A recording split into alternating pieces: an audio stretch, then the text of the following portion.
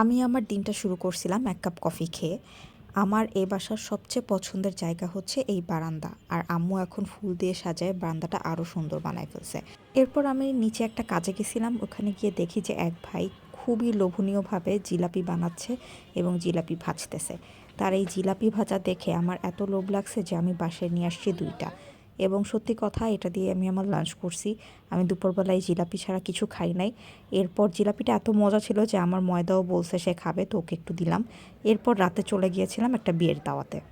আমি বেশ অনেক দিন পর একটা বিয়ের দাওয়াত অ্যাটেন্ড করছি এবং এটা অ্যাটেন্ড করার একমাত্র কারণ হচ্ছে গিয়ে খাওয়া দাওয়া, কাচ্চি। ভাই, বিয়ের কাচ্চি আমি অনেক মিস করি এবং এই জন্য আমি এই বিয়ে মিস দেই নেই। আমি জানি না এই বিয়েটা কার, কিন্তু আমি তারপরও গেছি। প্রথমেই সার্ভ করছিল বোরহানি। বোরহানি যদি ভালো হয় তার মানে খাবারও ভালো হবে।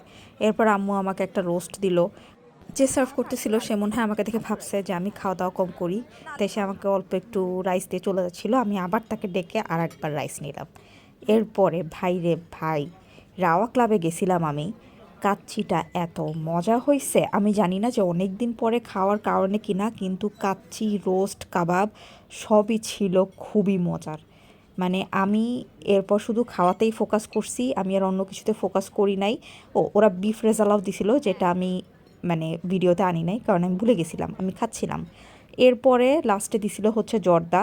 জর্দার সাথে আমি ছোটো মিষ্টিটা পাই নাই, এটা আমি আমার খালার প্লেট দিয়ে মেরে দিছি।